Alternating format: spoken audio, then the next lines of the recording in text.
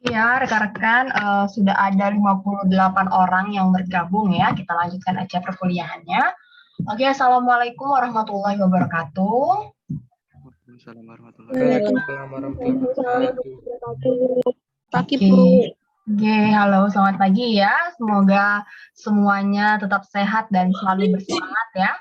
Meskipun kita masih kuliahnya masih daring, tapi kayaknya ada beberapa mahasiswa PMM yang sudah mulai berangkat ke kampus ini ya, kampusnya untuk kuliah luring ya. Mungkin ada beberapa kemarin ada mahasiswa PMM jauh ya dari Makassar ya ke Jambi, dia mengikuti kuliah luring di Jambi. Ini untuk rekan-rekan PMM yang di sini, ini sistemnya gimana sih kalian? Apakah nanti akan ada luring ke kampusnya atau tetap daring?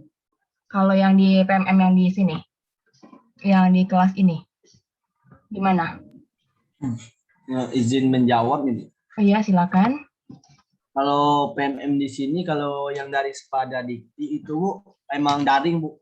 Oh gitu, yang pilihannya dari awal ya, karena kalian milihnya beberapa universitas gitu ya. Oke, ya. Mungkin yang milihnya hanya satu kampus itu ya, yang dia luring ya. Oke, jadi pemerintah kita sudah membuat kegiatan yang sangat bagus sekali ya, pertukaran belajar. Jadi bisa banyak mendapatkan pengalaman ya, meskipun daring juga nggak apa-apa. Kita mendapatkan pengalaman berbagi ya, sharing dengan kampus lain. Oke, kita lanjutkan perkuliahan kita. Hari ini kita masih melanjutkan mengenai pengembangan perangkat lunak ya dengan menggunakan paradigma object oriented. Ya, jadi ini saya hari ini mau menunjukkan salah satu contoh ya, contoh skripsi. Mana tahu nanti di sini ya di antara rekan-rekan ada yang ingin melakukan membuat skripsi nanti ya, skripsinya mengenai rancang bangun aplikasi ya dengan menggunakan paradigma object oriented ya, seperti itu ya. Nah, ini saya ambil dari repositori IPB, jadi ini punya adik kelas saya ya, saya download dari repositori IPB. Nah, di sini dia mau melakukan rancang bangun suatu perangkat lunak dengan metode prototyping. Nah, sebelumnya saya ingin bertanya dulu, sebelum UTS, apakah sudah belajar mengenai beberapa metode dalam dalam pembangunan perangkat lunak? Kan ada beberapa metode ya, ada waterfall, ada prototyping, ada RAD, banyak lagi ya contohnya. Nah, saya ingin bertanya, silakan siapa saja yang mau menjawab, metode prototyping ini metode yang seperti apa? Oke, silakan. Masih ingat ya, ini pelajaran sebelum UTS kalau nggak salah. Silakan salah satu orang, metode prototyping ini yang metode yang seperti apa ya? Oke, apakah ini sudah dipelajari atau belum mengenai beberapa metode dalam pengembangan perangkat lunak? waterfall, prototyping ya, RAD, spiral, segala macam. Apakah ini sudah dibahas? Halo? Sudah ya. Oke, masih ingat metode prototyping itu metode yang seperti apa? Izin menjawab, Bu. Iya, silakan Morenita. Metode prototyping itu dia tuh kayak mendesain, kita membuat desain kayak gimana nanti tampilannya gitu. Tapi kayak kita cuma buat kayak nanti tampilannya itu ke mana, dalamnya itu ke mana, gimana nanti kayak kerangkanya itu kita buat kayak mana, itu setauku, Bu. Oke, terima kasih ya Morenita ya. Jadi metode prototyping ini adalah metode yang kita itu membuat suatu prototype dari perangkat lunaknya terlebih dahulu. Jadi metode ini lebih cocoknya itu adalah untuk klien kita ya. Klien kita itu adalah orang-orang yang dia itu tidak paham ya bagaimana sistemnya itu bekerja. Dia itu hanya tahu mengenai fungsionalitas umumnya aja. Misalnya dia tahu, oh saya ini mau sistem informasi atau aplikasi yang seperti ini, yang bisa, misalnya contoh ya, misalnya aplikasi presensi karyawan, misalnya seperti itu ya. Misalnya kita punya klien dari kampus gitu, karena dia tidak tahu detail dari aplikasinya itu dia nggak tahu ya. Jadi itu dia cuma tahu bahwa kami mau bangun suatu aplikasi yang bisa untuk presensi karyawan. Nah, dia tuh bisa begini.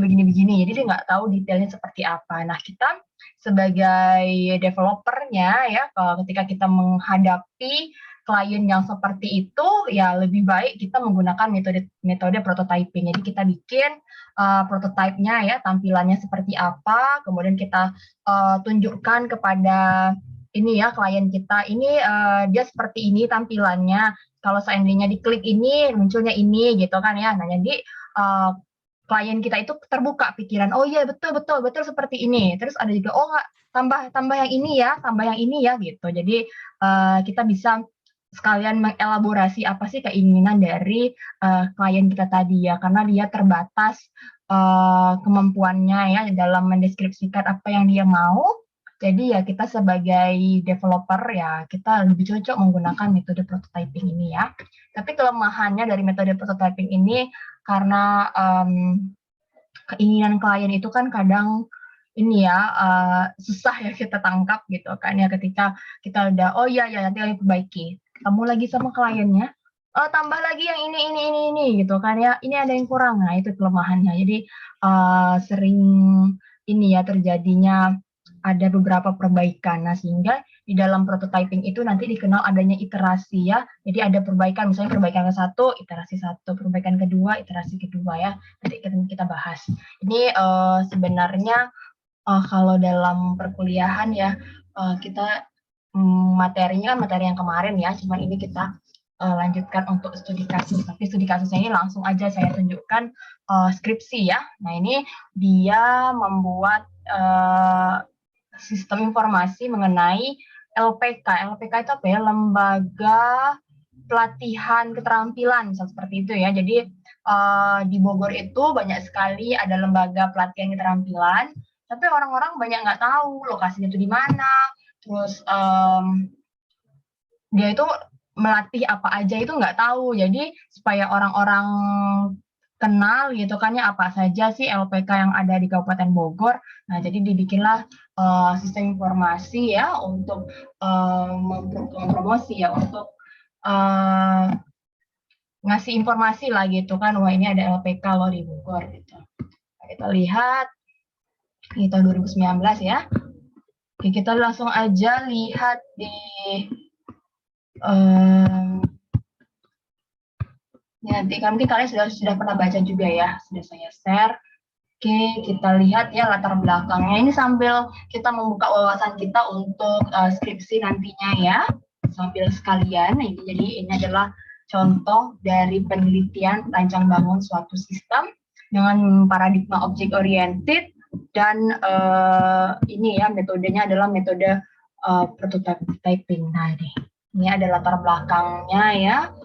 Kenapa dia mau melakukan rancang bangun dari suatu ini ya suatu sistem informasi ya untuk mempromosikan lembaga pelatihan kerja. Ini bisa dibaca. Oke, nah mungkin kita langsung aja kita lihat ya apa yang sebenarnya dilakukan orang ya ketika dia itu mau membangun suatu perangkat lunak dengan paradigma object oriented dan metode pengembangan prototyping ya. Lihat di sini. Oke. Nah, ini ya kita lihat metodenya, metode dari penelitiannya di sini. Ya di sini dia setelah mengumpulkan data-data penelitiannya, yang mengumpulkan data-data penelitiannya, kemudian, nah ini ya tahapan penelitiannya itu dia mengadopsi metode pengembangan sistem yaitu prototyping. Nah ini kita bisa lihat ya di sini metode prototyping ini. Nah ini ada beberapa tahapan di prototyping. Jadi prototyping itu ini ya bentuknya ini ya terus gitu kan ya nih. Terus gitu kan rekursif gitu. Nih, metode prototyping terdiri dari beberapa tahapan. Yang pertama itu adalah communication, quick plan, kemudian modeling quick design, pembuatan prototype atau construct of prototype, kemudian adalah deployment delivery ya, feedback. Nah ini kita lihat ini. Kenapa sih dia bentuknya kalau waterfall itu kan bertingkat-tingkat ya, bertingkat-tingkat. Misalnya tahapan pertama analisis, tahapan kedua itu adalah desain, tahapan ketiga itu adalah implementasi ya. Kalau saya gambarkan ya, mungkin kalian sudah belajar juga ya sebelum UTS mengenai beberapa metode pengembangan perangkat lunak. Kalau waterfall itu kan bertingkat-tingkat kayak air terjun ya. Kenapa dia dikatakan waterfall? Ya tadi karena bentuknya air terjun. Misalnya tahapan pertama itu analisis ya. Nah terus dia bikin kayak gini ya tahapannya. Kemudian desain, implementation ya. Nah jadi implementation, kemudian di sini ada testing, kemudian deployment ya sampai bawah. Jadi dia bentuknya air terjun gitu ya, turun. Nah, kalau waterfall itu kan dia tahapan analisis itu harus fix selesai dulu ya. Analisis itu fix sudah selesai dulu. Kliennya sudah bilang oh ya udah oke ini udah oke gitu kan. Kemudian dilanjutkan dengan proses desain. Desain udah oke, kata kliennya udah oke, baru tahapan implementasi. Nah, kalau untuk metode dari waterfall ini, itu adalah cocoknya untuk proyek yang skala besar ya, skala besar artinya perangkat lunak yang kita bangun itu besar gitu kan ya, modulnya banyak segala macam. Kemudian klien kita itu dia sudah paham betul apa yang dia ingini itu dia paham gitu kan ya, detail-detail yang dia inginkan itu dia paham gitu. Nah ini cocoknya seperti itu ya kalau ketika kita mendapatkan suatu project misal seperti itu, kita analisis dulu klien kita ini adalah orang yang seperti apa. Terus kita gali dia paham nggak sih apa yang ingin dia inginkan itu tahu nggak gitu kan ya. Nah ketika kita mendapatkan klien yang dia itu paham betul apa yang dia inginkan, misalnya aplikasinya seperti apa, detailnya seperti apa. Nah jadi kalau seandainya kita mendapatkan klien yang seperti itu ya lebih cocok kita menggunakan sistem waterfall ini ya, karena kan satu tahap ini harus fix dulu baru kita bisa lanjut ke tahapan lain. Karena kalau metode waterfall ini nggak bisa dia back ke belakang. Misalnya ketika katanya analisis sudah selesai, kita lanjut ke tahapan desain. Nah, pada tahapan desain ini klien kita tiba-tiba ngomong, tolong ini nggak jadi yang seperti ini, yang ini dihapus aja gitu kan ya, nggak jadi. Nah itu sulit karena kan kita sudah mau fixkan di tahapan analisis ini udah fix ya, udah fix tahapan analisis ini. Ya, kalau untuk tahapan waterfall dia agak sulit untuk kembali ke tahapan sebelumnya. Ya, itu di tahapan kenapa dikasih nama waterfall gitu. Jadi pekerjaannya itu berurutan. Dia agak sulit naik ke atas. Nah, jadi ini cocoknya tadi ya untuk project yang skala besar ya, project yang skala besar, waktunya panjang, project skala besar, waktunya panjang, dan klien kita itu paham ya apa yang dia inginkan itu. Nah, itu cocoknya menggunakan waterfall. Nah, ketika kita mendapatkan klien yang dia itu nggak terlalu paham apa yang dia inginkan, dia itu cuma taunya secara garis besar ya, secara umum aja, dia menginginkan aplikasi yang ini gitu, tapi detailnya dia nggak tahu. Terus juga aplikasi itu tidak terlalu besar dan waktunya cepat pengerjaannya gitu kan, misalnya tenggat waktu pengerjaannya itu hanya sebentar, ya lebih baik kita menggunakan prototyping ya, seperti itu. Masih banyak lagi metode-metode ya, tolong kalian elaborasi ya, karena makin maju ini ya teknologi, makin macam-macam lagi metode-metode pengembangan. Ini yang waterfall, prototyping, ini metode yang udah lampau ya.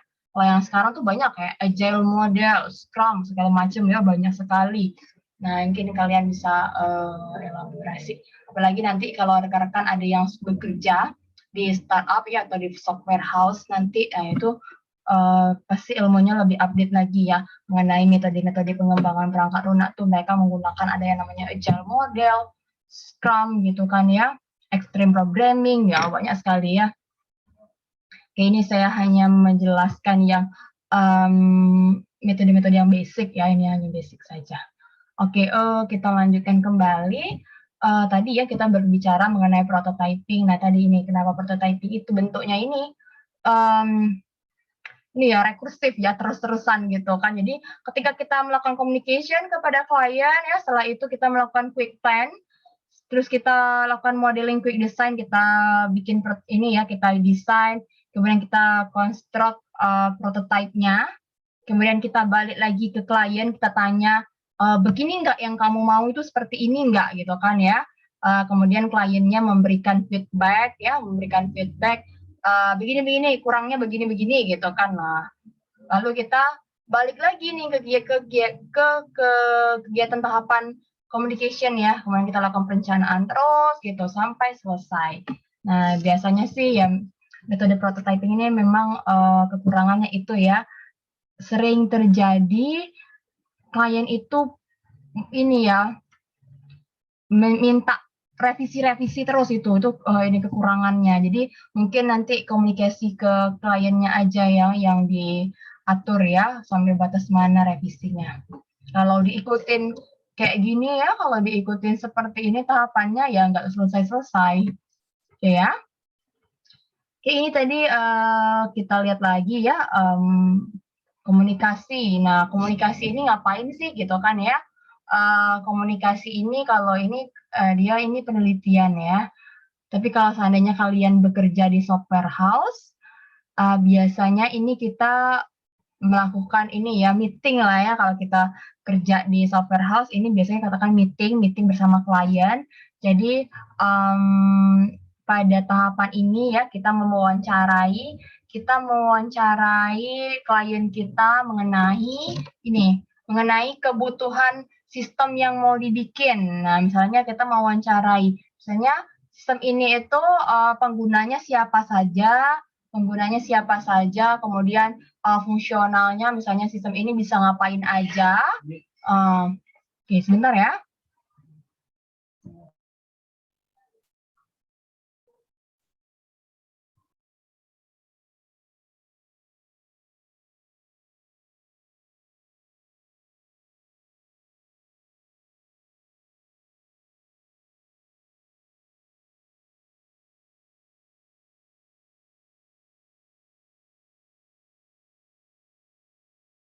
Nanti kita lanjutkan ya, mohon maaf. Oke, tadi ya tahapan komunikasi, tadi ke tahapan ini kita istilahnya meeting sama klien.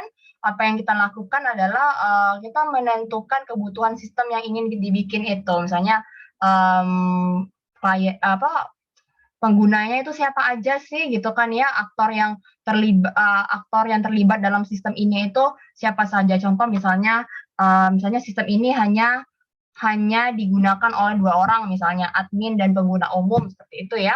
Kemudian di sini kita melakukan mencatat ya fungsionalnya, misalnya aplikasi ini bisa ngapain aja ya, seperti itu. Jadi pada tahapan ini ya kita menghasilkan dokumen yang namanya itu adalah user requirement ya, sebagai hasil analisis dari kebutuhan sistem yang akan kita kembangkan ya. Jadi hasil dari kegiatan ini adalah dokumen user requirement ya. Jadi semua requirement dari klien kita ya kita catat ya di sini. Oke, jadi berdasarkan user requirement yang sudah kita dapatkan pada kegiatan komunikasi ya, selanjutnya kita lakukan yang namanya quick plan atau perencanaan cepat. Nah ini ya. Oke. Nah, jadi berdasarkan user requirement yang telah diproses, yang telah diperoleh dalam tahapan komunikasi yang ini ya. Nah, tahapan komunikasi ini kan menghasilkan user requirement. Nah, jadi berdasarkan user requirement dari tahapan sebelumnya, kita lakukan ya pembuatan misalnya kayak pembuatan mock-up lah ya, seperti itu, mock-up tampilan gitu kan ya, mock-up tampilan. Jadi belum bikin sistemnya, tapi baru bikin ya tampilan mock-up-nya aja. Misalnya kalian bikin pakai Figma atau segala macam gitu kan, tampilan mock-up-nya aja. Kemudian setelah itu kita lakukan pemodelan dan perancangan cepat. Nah, di sini kita melakukan ini ya, kita merancang, misalnya kita bikin use case ya, misalnya kita bikin use case, kemudian kelas diagram, activity diagram. Nah, contoh ini ya, misalnya kita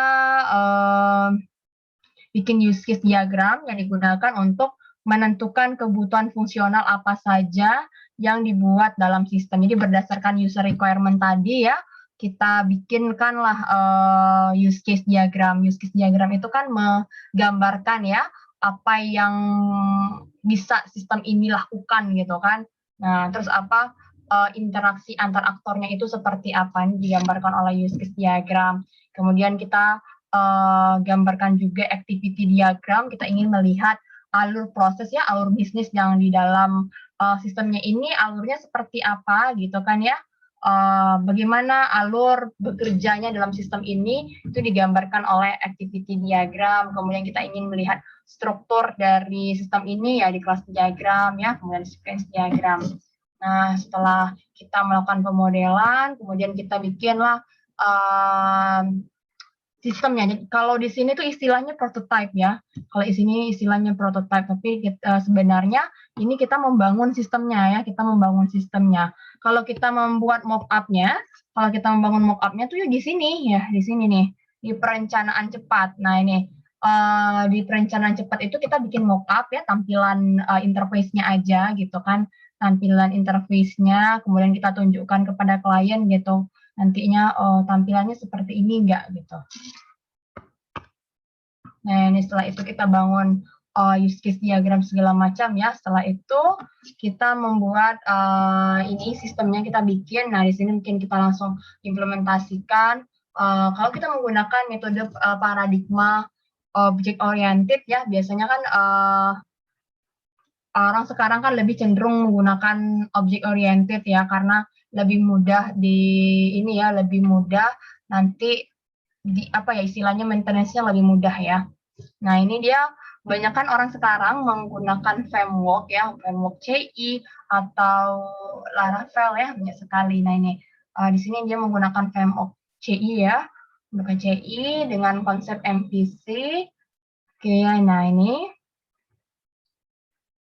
setelah kita bangun sistemnya, kemudian kita lakukan proses deployment ya. Deployment ini penyebaran, pengiriman, dan feedback ya, umpan balik. Jadi sistem yang sudah kita bikin, kemudian kita berikan kepada stakeholder, kemudian stakeholder itu memberikan feedback ya, atau umpan balik yang digunakan untuk memperbaiki ya analisis spesifikasi kebutuhan sistem. Misalnya, oh nggak seperti ini, tolong tambahkan, misalnya tambahkan lagi suatu fungsi, misalnya kayak absensi karyawan tadi kan misalnya ada yang kurang nih, contohnya wah ini kurang nih fitur apa, misalnya fitur foto misalnya seperti itu ya, tolong ditambahkan. Nah, nih di proses inilah kita mendapatkan feedback dari stakeholder.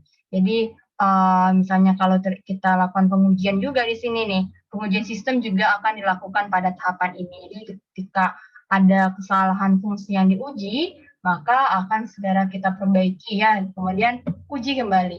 Oke, makanya bentuknya itu tadi ya bentuknya rekursif gitu, bentuk dari ini nih. Karena ketika kita di tahapan deployment ini gitu kan ya, ada feedback dari klien kita, ya tentunya kan kita lakukan komunikasi kembali, kita lakukan perencanaan kembali, kita konstruk prototipe kembali ya, seperti itu. Oke, nah kita lihat ya, ini tadi metode-metodenya. Kemudian, sorry.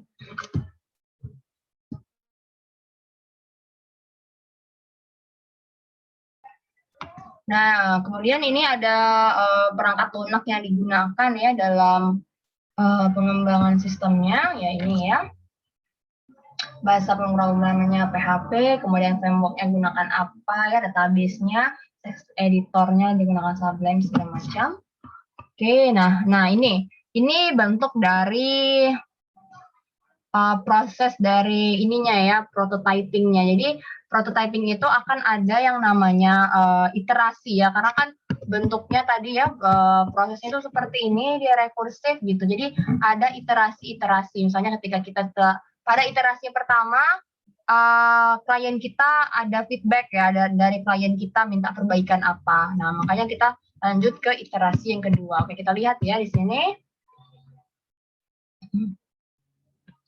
Oke, ini iterasi yang pertama. Jadi metode pengembangan yang digunakan itu adalah prototyping ya, yang dilakukan dalam beberapa iterasi. Karena ketika kita menggunakan metode prototyping itu rasanya iterasi pertama kayaknya nggak, rata-rata orang itu pasti ada iterasi selanjutnya ya, karena pada iterasi yang pertama mungkin ada banyak ini ya revisi dari kliennya gitu. Nah, oke, kalau dari contoh kasus ini, dia itu iterasinya itu ada dua ya nih. Metode pengembangan yang digunakan adalah prototyping yang dilakukan dalam beberapa iterasi. Iterasi yang dilakukan pada penelitian ini dibatasi menjadi 2 kali iterasi. Nah, ini contoh ya. Pada iterasi yang pertama, ketika dia melakukan tahapan awal ya, tahapan awalnya itu adalah komunikasi. Nah, di sini dia melakukan ya pengiriman kuesioner online dan wawancara ya kepada kliennya. Nah, jadi kuesioner ini dikirimkan ke beberapa media sosial ya kepada masyarakat. Kemudian dia juga melakukan wawancara kepada kliennya ya, kepada kliennya. Nah, ini adalah hasil dari wawancara. Jadi ketika kita melakukan proses komunikasi, kita melakukan wawancara, ini kita catat ya hasil dari wawancaranya. Misalnya contoh seperti ini, ya ini hasil dari wawancaranya.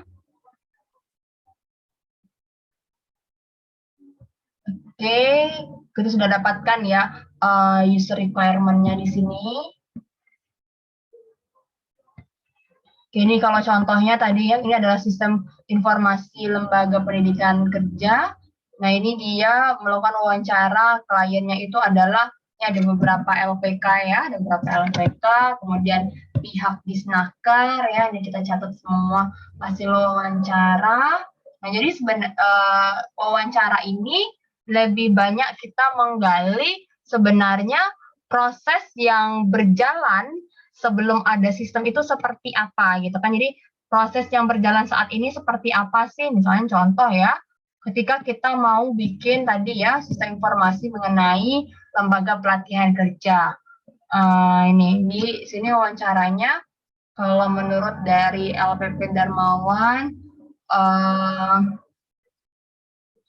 di sini katanya katanya ada sekitar 60 LPK, tapi yang aktif ikut rapat hanya beberapa saja. Banyak LPK yang sudah tidak beroperasi. Selama ini promosi menggunakan brosur. Ya, itu adalah ini ya, kita menggali informasi mengenai bagaimana proses yang sekarang itu seperti apa gitu. Jadi kita bisa berpikir, oh proses alurnya sekarang seperti ini. Jadi ketika kita mau terapkan ke dalam sistem, jadi seperti apa ya. Oke, nah ini katanya nih, kita gali juga nih, misalnya kita tanyain, mau nanti kalau mau bikin sistemnya itu bentuknya mau seperti apa. Nah, mungkin si klien kita ini dia akan ngasih contoh, misalnya ada contoh website orang lain misalnya nih. LPP Darmawan menyarankan melihat ini ya URL ini untuk pengembangan antarmuka sistem. Nah, di sini kliennya ngasih tahu saran gitu kan. Nanti kalau bikin sistem bentuknya kayak gini aja. Nah, ini dia memberikan saran. Jadi ketika kita melakukan komunikasi, kita elaborasi ya pertanyaan-pertanyaan seperti itu. Misalnya kalau kita tanya, nanti sistemnya maunya ada menu apa aja? Pasti kan klien kita bingung. Kalau seandainya klien kita itu basicnya bukan orang IT, pasti dia bingung kan. Oh, belum tahu, belum ada gambaran, mungkin dia ngomong kayak gitu. Nanti dia ngasih tahu, oh kayaknya saya pernah lihat deh sistem yang bagus itu kayak gini. Nanti dia contoh ya, dia kasih contoh lihatnya ini loh. Nah ini menyarankan melihat URL yang ini nih. Oh, berarti dia pengen bentuk dari sistemnya itu kayak gini gitu. Oke, kemudian ini ya sama juga dia melakukan beberapa wawancara terhadap beberapa klien ya, karena di sini kliennya banyak. Oke, setelah kita lakukan di komunikasi kepada klien ya, kita sudah mendapatkan user requirement. Kemudian pada tahapan perencanaan cepat ya atau quick plan, hasil kuesioner dan wawancara tersebut dilakukan analisis untuk menentukan kebutuhan sistem yang akan dikembangkan.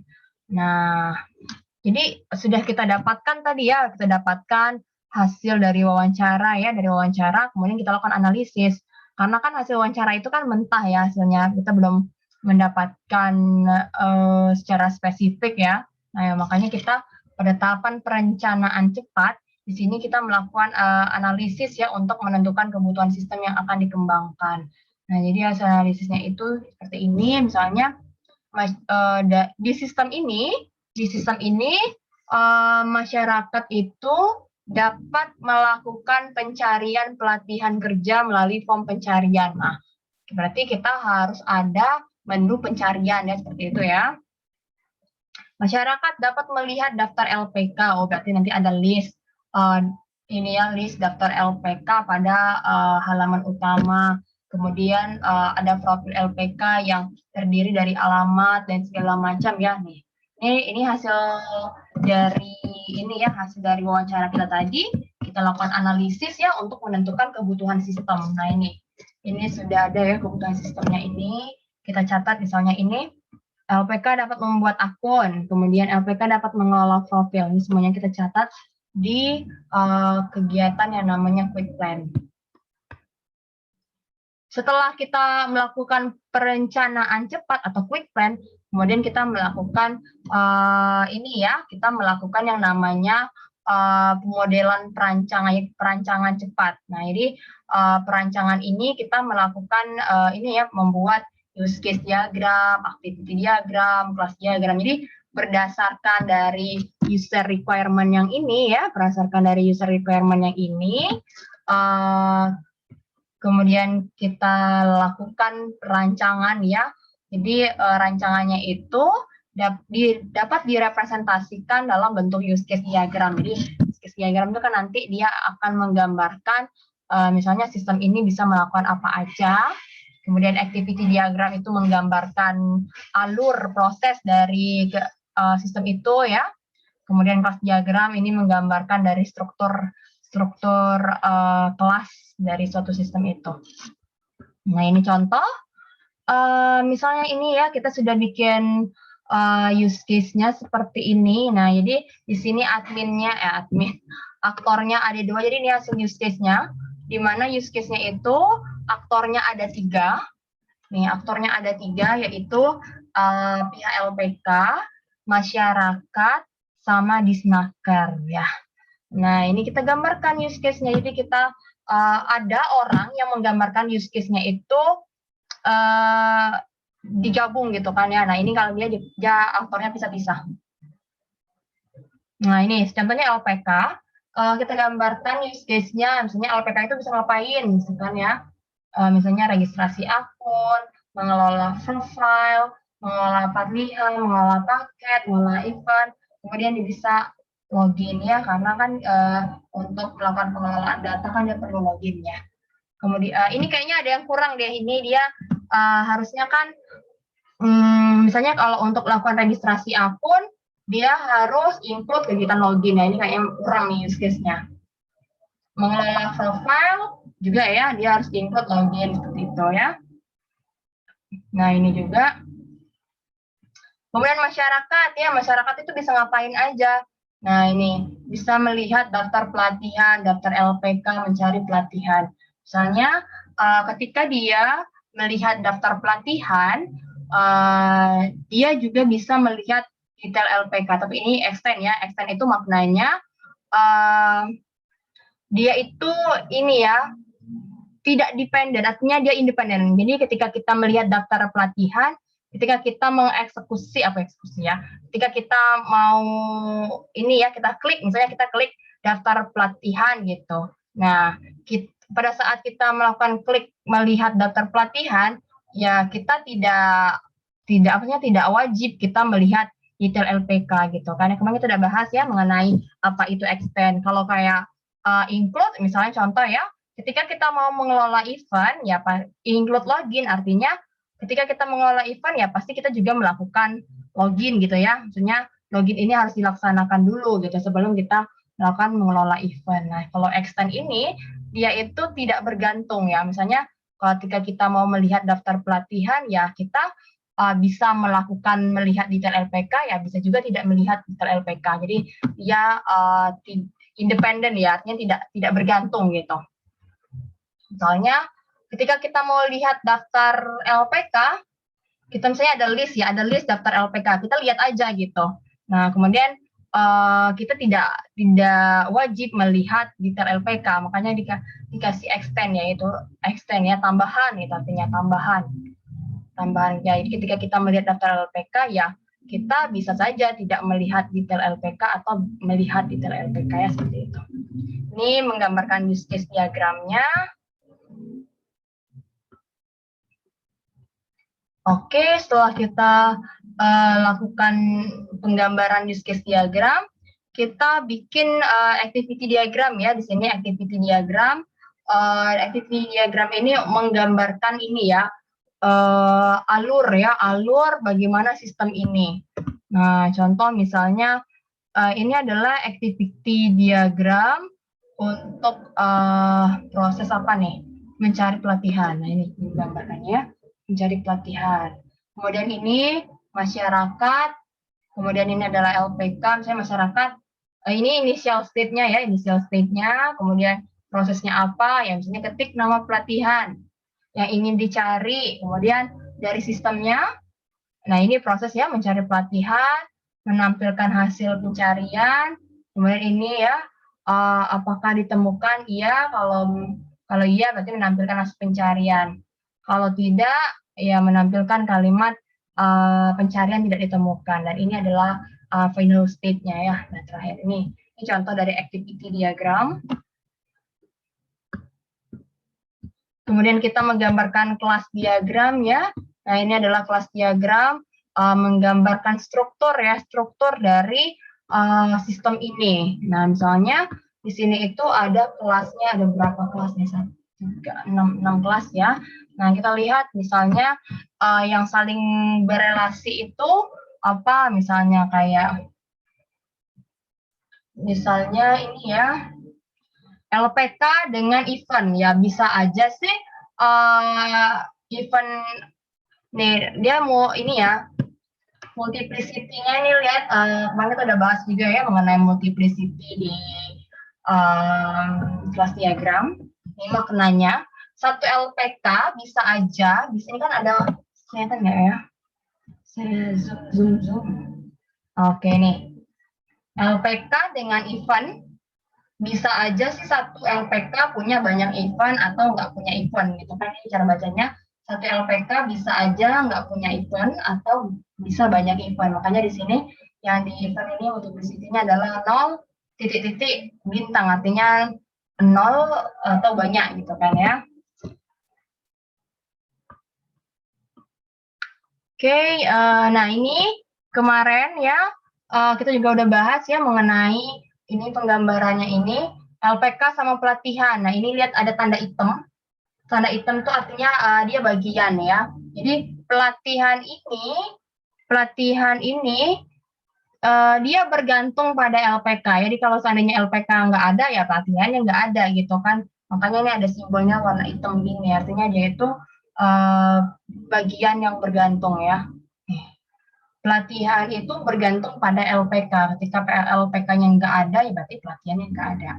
Jadi satu LPK, cara bacanya, satu LPK itu bisa satu atau banyak pelatihan. Nggak mungkin kan LPK itu nggak ada pelatihannya. Nah, makanya di sini satu, multiplicity-nya satu, di sini satu titik-titik bintang. Artinya satu LPK bisa aja punya satu pelatihan atau banyak pelatihannya seperti itu. Oke, itu mengenai kelas diagram. Ini sequence diagram. Saya nggak terlalu bahas detail ya mengenai sequence diagram, karena ini akan dibahas ketika kalian belajar mengenai ini ya, object oriented programming. Karena ini terkait dengan ini ya. Ada beberapa misalnya metodenya ini tidak dibahas secara detail di RPL ya. Ini kalian tolong elaborasi ketika kalian belajar object oriented programming. Minta sama dosennya tolong bahas sequence diagram. Oke, setelah melakukan ini ya quick modeling, kemudian kita masuk ke dalam pembuatan sistemnya.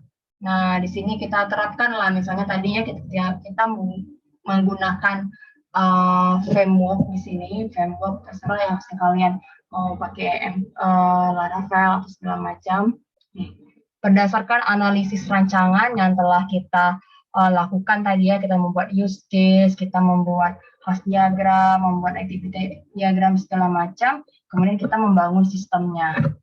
Nah, kenapa dinamakan prototipe 1 ya, ini merupakan prototipe awal yang digunakan oleh user yang terdiri dari masyarakat sebagai pengunjung situs. Nah, jadi kita bikin sistem, jadi kenapa dinamakan prototipe 1? Karena ini adalah prototipe awal ya. Jadi kita bikinlah sistemnya, kemudian ini potongan programnya segala macam. Kemudian ini hasilnya ya, ini yang sudah dibikin sistemnya ya, yang sudah dibikin, misalnya tampilannya seperti ini.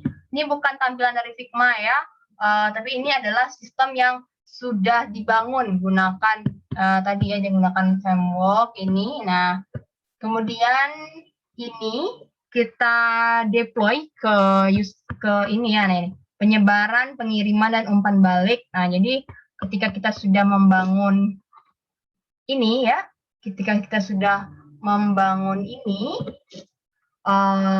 prototipe ini udah sistemnya ya, udah sistem awal.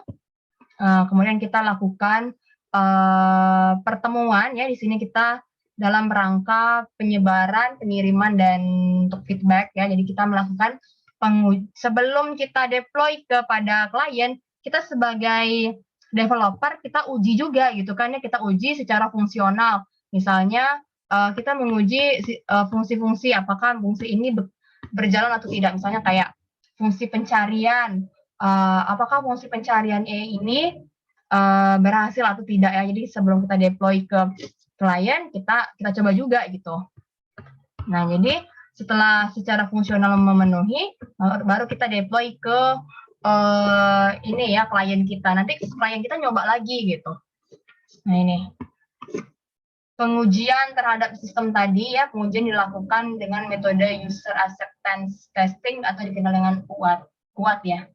Nah, ini contoh ya, contoh dari pengujian user acceptance testing.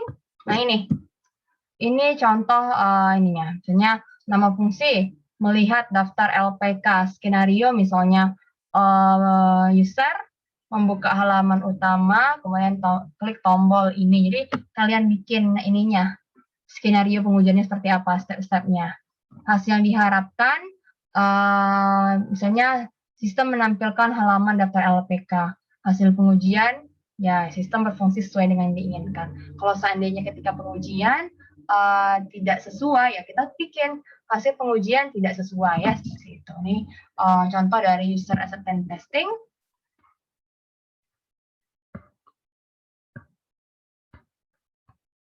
Oke, nah ini misalnya ada perubahan nih, misalnya ketika kita deploy untuk prototipe awal ini, kita dapat feedback ya, dapat feedback dari klien kita, misalnya, nah ini misalnya contoh ya, contoh pada tahapan deploy ini, pada halaman beranda di Snaker ada perubahan fungsi, yaitu di Snaker tidak perlu memverifikasi terlebih dahulu setiap pelatihan, paket pelatihan, event, dan dokumen yang ditambahkan oleh LPK. Nah, ini ada perbaikan. Nah, jadi ketika kita di iterasi awal itu ada perbaikan, ya misalnya pada tahapan deployment ini ya, klien kita memberikan feedback, ada tolong perbaiki, misalnya kan ini ada perbaikan nih, misalnya contoh di halaman di Snaker ada perubahan fungsi. Di Snaker tidak perlu memverifikasi terlebih dahulu setiap pelatihan. Nah, ini ada perbaikan di sisi sini. Sehingga kita lanjutkan kembali di iterasi yang kedua nih. Nah, ini iterasi yang kedua. Nih. Pada tahap ini dilakukan bersamaan penyebaran, pengiriman, dan umpan balik pada iterasi sebelumnya. Jadi, ketika kita melakukan proses ini ya, nah ini, proses ini, itu dia masuk ke bersamaan, masuk ke iterasi kedua. Jadi kegiatan komunikasi, perencanaan, dan pemodelan cepat itu dilakukan bersamaan dengan kegiatan penyebaran, pengiriman, dan umpan balik pada iterasi sebelumnya. Jadi proses yang sebelumnya itu ya bersamaan dengan ini ya. Nah, jadi umpan balik dari stakeholder itu menjadi bahan tambahan user requirement untuk mengembangkan prototipe selanjutnya. Jadi hasil dari feedback di Snaker ini ya, kita masuk ke tahapan iterasi kedua, yaitu dia masuk ke tahapan komunikasi juga ya. Jadi feedback dari stakeholder tadi atau klien kita tadi sebagai user requirement untuk iterasi yang kedua ini. Nah, sehingga kita lakukan perbaikan lah ya. Kita lakukan perbaikan, kita perbaiki ya, kita modelkan kembali perbaikannya itu. Nah ini, jadi kita catat gitu kan ya di iterasi kedua, kita catat nih perubahan fungsi pada prototipe yang kedua ini. Apa perubahan fungsinya? Misalnya prototipe 1 itu contoh ya, event berada di tab navigation. Nah, sementara di prototipe yang kedua itu, yang perbaikannya, event kita taruh di sidebar, misalnya seperti itu ya. Verifikasi pelatihan oleh Snaker. Nah, di prototipe kedua, verifikasi ini tidak perlu dilakukan oleh Snaker, misalnya seperti itu. Nah, ini kita catat gitu, perubahan fungsi, misalnya di prototipe 1 sama di prototipe 2 itu bedanya apa, gitu ya. Kemudian ini kita lanjutkan ke tahapan pembuatan prototipe yang kita revisi ya, Kemudian masuk lagi ke tahapan deployment. Nah ini, setelah ini kan iterasi yang kedua nih. Nah, tadi iterasi yang pertama ya, ada perbaikan ya. Kemudian kita masuk lagi ke iterasi yang kedua, kita perbaiki ya. Jadi tahapan deployment dan feedback di iterasi yang pertama itu bersamaan. Jadi pada iterasi kedua itu sebagai tahapan komunikasi gitu. Nah, itu dia berbarengan. Jadi kegiatan yang ini tadi ya, kita sudah mendapatkan feedback. Nah, itu berbarengan dengan kegiatan iterasi 2 yaitu komunikasi, ya kita dapatkan user requirement ya. Kemudian kita lakukan pemodelan lagi untuk perbaikannya. Kemudian kita bikin lagi prototipe perbaikannya. Setelah itu kita lakukan kegiatan deployment lagi ya nih, penyebaran, pengiriman, dan umpan balik. Kita tes lagi nih, ini hasil perbaikan kita tunjukin ke klien kita ya. Jadi kita tunjukin nih hasil dari prototipe 2. Kemudian kita uji kembali, udah oke nih ya, udah oke, kata klien kita sudah oke, ya udah berarti stop iterasinya. Ketika masih ada yang ingin diperbaiki, baru kita masuk ke tahapan ketiga gitu kan ya. Nah, jadi kita sebagai klien, kita lah yang pintar untuk membatasinya. Jangan sampai sering terjadi ini ya, perbaikan-perbaikan terus gitu ya. Karena ya kita kan berbatas waktu juga ya, nggak mungkin kita membuat sistem itu ngabisin waktu kita gitu kan, padahal proyek yang lain banyak. Nah, ini jadi saya hanya memberikan ini ya, maksudnya memberikan gambaran lah ya, bagaimana sih tugas akhir atau skripsi bentuk rancang bangun sistem ya, seperti itu. Oke, ini kesimpulannya seperti apa ya, kita lihat. Nah, ini kesimpulannya dia sudah berhasil membangun sistem, kemudian berdasarkan hasil testingnya sudah memenuhi ya, seperti itu ya sarannya. Kita lihat lampirannya, lampiran ini. Ketika kalian membuat ini ya, use case, nah ini harus kita bikin use case description-nya. Tapi kalau untuk kuliah cukup aja use case ya. Tapi kalau ketika kalian menjadi developer atau nanti skripsi, ketika kita membuat use case, kita juga perlu membuat use case description. Nih, use case description-nya seperti ini nih. Misalnya nama use case-nya registrasi. Description-nya dia ngapain? Misalnya user bisa mengisi formulir, bisa seperti itunya. Aktornya siapa? Triggersnya misalnya kita untuk melakukan ini, kita harus ngapain nih? Misalnya menekan menu registrasi, lalu isi formulir. Preconditionnya seperti apa? Misalnya di sistem menampilkan formulir, kemudian post conditionnya ketika sudah kita isi formulir tersebut ya, kita submit gitu kan, misalnya kemudian ada pesan registrasi berhasil, kemudian selanjutnya dilakukan verifikasi segala macam ya. Di main course-nya seperti apa tahapannya ya. Kemudian exception-nya, misalnya user tidak dapat menekan tombol daftar jika ada field di formulirnya itu kosong nggak diisi ya, seperti itu. Jadi kita tidak hanya menggambarkan use case aja, tapi kita juga membuat use case description-nya ya, seperti ini. Ini kalian bisa baca-baca ya. Kemudian, banyak sekali ya use case description-nya. Kemudian ini juga ya activity diagram. Jadi setiap use case itu kita bikin activity diagram. Jadi kita gambarkan use case, dari satu use case itu kita bikin activity diagram. Contohnya misalnya use case login. Nah, berarti kita bikin bagaimana sih alur dari login itu seperti apa. Kita gambarkan di activity diagram. Kemudian, nah ini contohnya kayak login ya. Misalnya use case-nya login. Nah, berarti kita bikinkan activity diagramnya login. Misalnya contoh nih, ada aktor admin LPK sama sistem ya. Pertama ini initial state-nya ya, membuat halaman login, kemudian masukkan alamat email dan sandi. Nah, ini sistemnya melakukan validasi login. Apakah valid? Kalau iya, maka dia akan menampilkan apa. Kalau tidak, ya dia balik lagi ke sini, disuruh kita masukin alamat email sama sandi, kemudian lakukan validasi lagi. Nah, seperti itu ya. Dan segala macam ya, ini macam-macam kegiatannya. Jadi setiap use case itu, misalnya ada satu use case ya, kita bikin activity diagramnya. Jadi kalau skripsi rancang bangun itu lebih banyak di lampirannya gitu kan, karena dia melampirkan misalnya activity diagramnya seperti apa. Ini lihat, skripsinya hanya berapa halaman, tapi lampirannya yang banyak sekali. Nah, ini contoh dari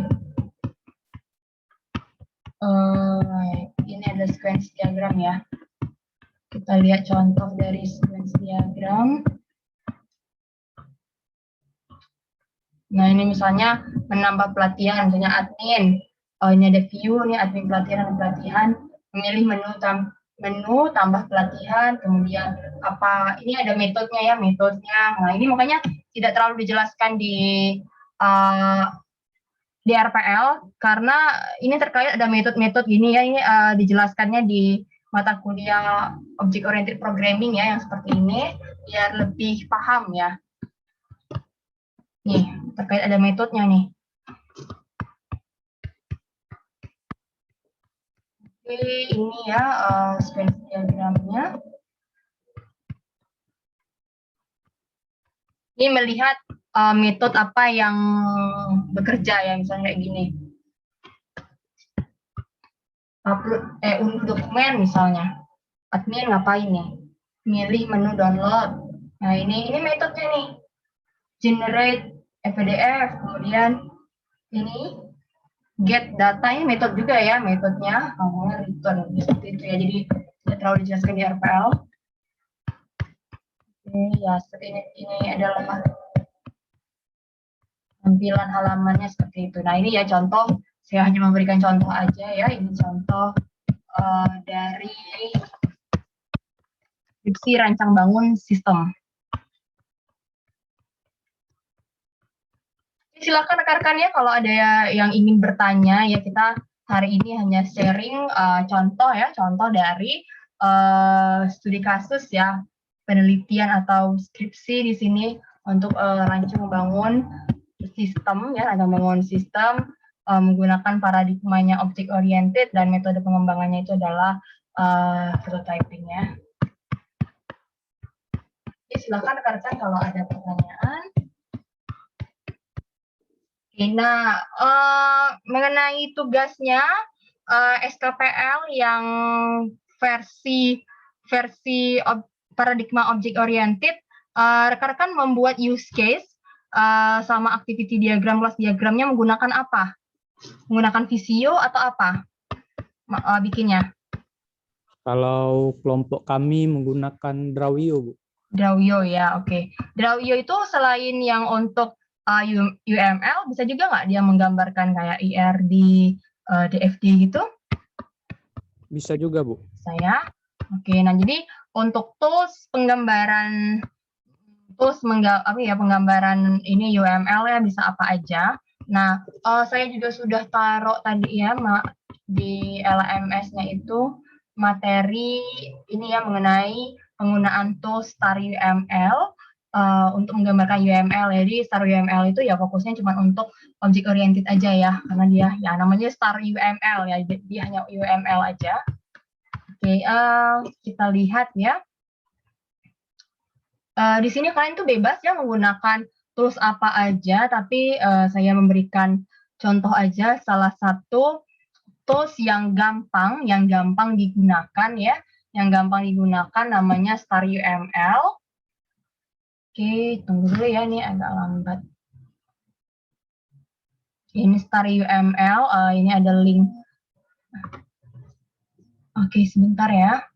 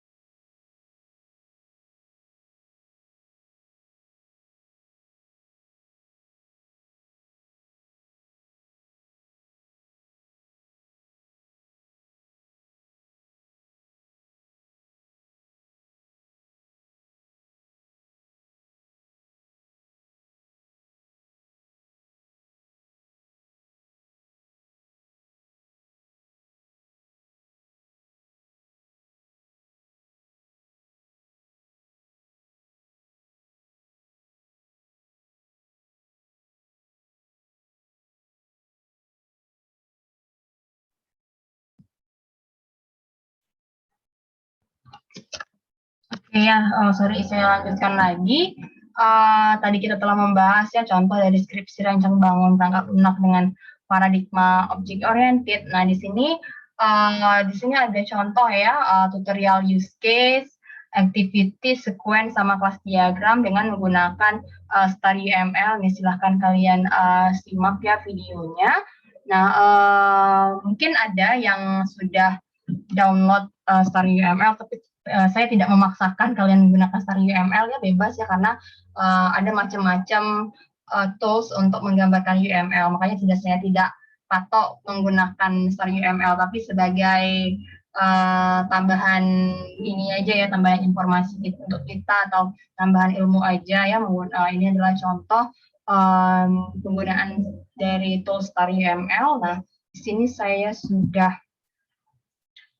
ini ya, saya sudah siapkan, saya sudah download, sudah saya install Star UML ya. Jadi biasanya saya menggunakan Star UML untuk menggambarkan use case diagram, biasanya saya menggunakan Star UML. Nah, ini contoh misalnya, ini kayak saya kasih studi kasus ya, contoh ya. Contohnya, misalnya di sini saya itu sedang membangun proyeknya. Jadi proyeknya itu adalah membuat aplikasi informasi wisata gitu, informasi wisata. Mungkin rekan-rekan bisa saya lihat contohnya. Oke, ini contoh ya, saya sedang bangun proyek. Ini adalah proyek pengabdian kepada masyarakat. Jadi tiap tahunnya itu dosen memang ada kegiatan pengabdian kepada masyarakat. Jadi karena basic kita adalah IT, jadi ya yang bisa kita lakukan pengabdian itu hanyalah bidang IT gitu kan. Nggak mungkin kan kita orang IT tapi ngasih pengabdiannya misalnya kayak bagaimana membuat drainase yang bagus, atau bagaimana membuat makanan yang enak ya. Kita nggak punya ilmu itu ya. Jadi yang bisa kita lakukan ya di bidang IT itu. Ya, jadi di sini kami melakukan kegiatan digitalisasi wisata, religi, dan budaya Melayu seberang kota Jambi melalui aplikasi Elok Segoja. Jadi di Jambi itu ada suatu kawasan daerah gitu. Jadi itu adalah mula orang Jambi bermula di sana gitu. Jadi memang pusat peradaban Melayu, karena pada zaman dulu ya pedagang-pedagang Arab ya atau pedagang-pedagang Cina banyak berlabuh di sana. Jadi di sana itu banyak sekali percampuran budaya ya, ada orang Cina, Arab. Jadi warga di sana tuh macam-macam rasnya ya. Jadi bisa kita temuin banyak orang Cina, bisa kita temuin banyak orang Arab ya. Jadi di sana tuh unik sekali, budayanya banyak. Tapi orang-orang nggak tahu kalau di sana itu banyak sekali potensi wisata. Ya, karena tadi kurang promosi. Nah, makanya kami tim dosen ya melakukan pengabdian di sini. Kami mau membangun aplikasi namanya Elok Sekoja ya. Elok itu bahasa Jambi artinya bagus gitu kan ya. Sekoja itu singkatan dari seberang kota Jambi. Nah, di sini kita membangun aplikasi Elok Sekoja. Tujuannya itu adalah untuk promosi wisata, di mana ada wisata religi dan budaya Melayu ya. Nah, di sini kami ya bentuk-bentuknya ya kayak inilah ya, kegiatan-kegiatan penelitian rancang bangun gitu, tapi kita sajikan dalam bentuk pengabdian. Jadi tidak terlalu detail lah pembahasan ininya ya, rancang bangunnya. Contohnya, contoh aplikasinya ini baru mau saya daftarin ke Play Store ya, sebentar lagi akan rilis di Play Store. Oke, misalnya contoh ya. Nah ini tahapan-tahapan ya. Jadi hanya contoh aja. Jadi kami di sini menggunakan metode pengembangannya itu adalah metode prototyping ya tadi. Karena apa? Karena stakeholder atau klien kami itu ya tadi dia tidak terlalu paham bagaimana aplikasi ini berjalan, apa aja fungsinya, dia tidak terlalu paham, sehingga kita menggunakan yang namanya metode prototyping ya, di mana di sini kita lakukan kegiatan yang pertama itu adalah komunikasi. Kita melakukan FGD ya, FGD untuk tadi mendapatkan user requirement segala macam. Ini kami tahapan ini ya, diskusi bersama sekretaris camatnya, kemudian ya di sini pada tahapan ini kita mewawancarai mitra kita, kemudian kita catat user requirement-nya. Misalnya contoh di sini kita telah berhasil mengidentifikasi potensi wisata di sini contohnya ya. Setelah berhasil menggali potensi wisata, kemudian kita lakukan dokumentasi. Di sini ini ada macam-macam nih potensi-potensi wisatanya. Misalnya nih ada pesantren yang umurnya sudah tua, udah ratusan tahun, nah ini bisa jadi potensi wisata. Ini ada rumah bergaya Eropa, tapi sekarang atapnya udah hancur. Oke, ini ada makam Said ya, makam raja zaman dulu ya. Nah ini makam, jadi di sini kegiatan kita ya pada tahapan communication itu ya, ini kita mengumpulkan dokumen ya sambil kita mengelaborasi user requirement. Nah ini hasil dari user requirement-nya ya. Jadi kita catat ya karakteristik penggunanya, admin, aksesnya ngapain aja.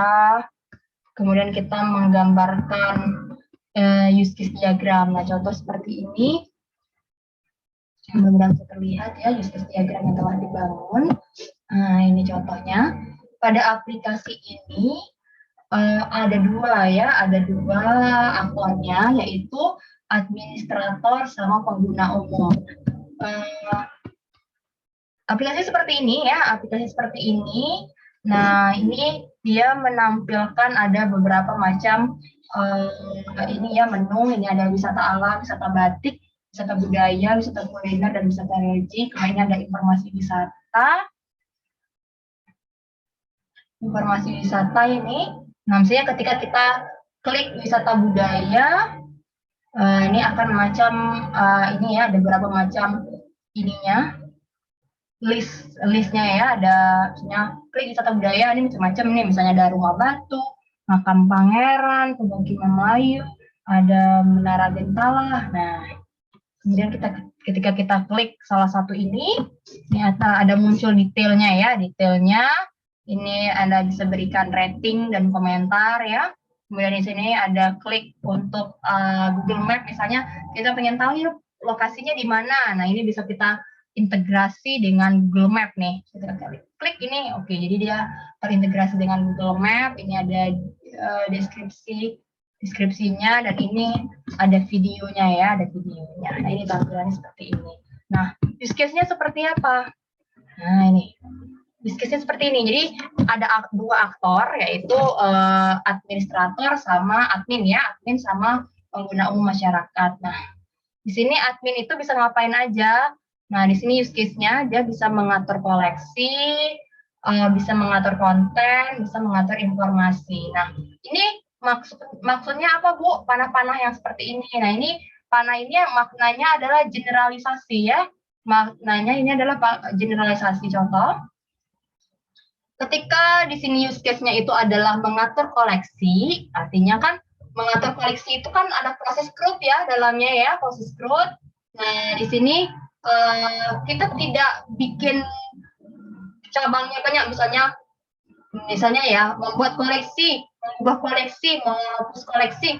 Nah itu tidak, jadi kita di sini kita bikin use case-nya ini, kemudian generalisasinya ini mengatur koleksi, berarti dalamnya ada membuat koleksi, mengubah koleksi, menghapus koleksi ya, seperti itu ya. Ini generalisasi. Sama nih kayak mengatur konten. Nah di dalam itu kita bisa ngapain aja, membuat konten, mengubah konten, menghapus konten. Ini adalah generalisasi ya. Ini induknya mengatur konten, tapi proses-proses di dalamnya itu bisa ngapain aja, misalnya membuat konten, mengubah konten, menghapus konten, seperti itu ya. Pengguna umum itu bisa ngapain aja, dia hanya bisa melihat.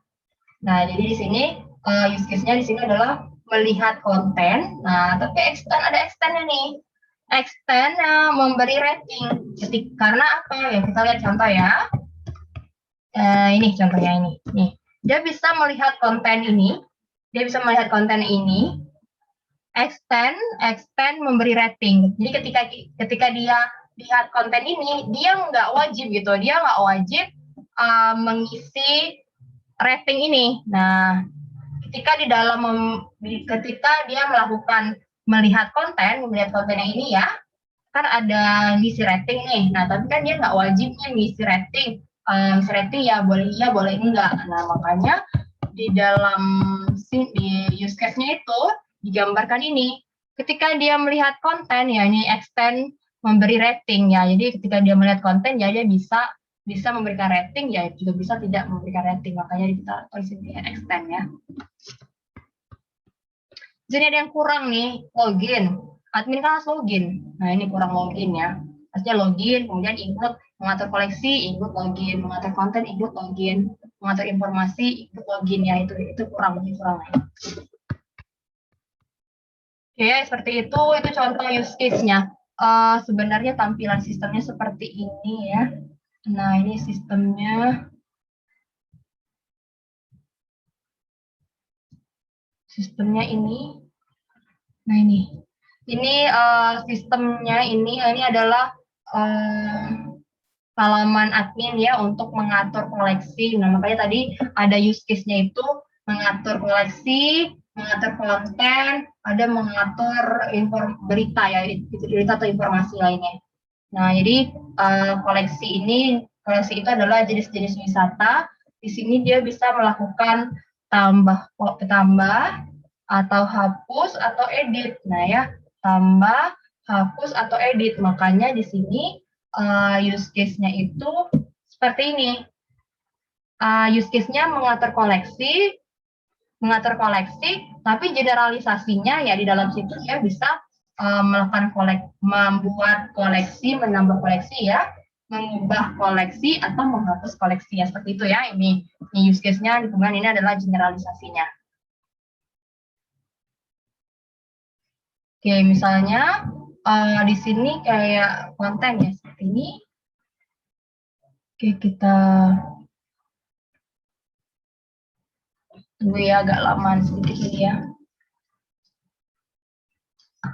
Oke, ini ya konten. Nah, ini use case-nya mengatur konten, tapi ya di dalamnya ini ya kegiatannya itu generalisasinya namanya mengatur konten, tapi kan generalisasi kegiatan di dalamnya itu bisa tambah konten, bisa hapus konten, ada edit konten ya, seperti itu. Makanya kita menggambarkan use case-nya itu ya seperti ini nih, dia generalisasi.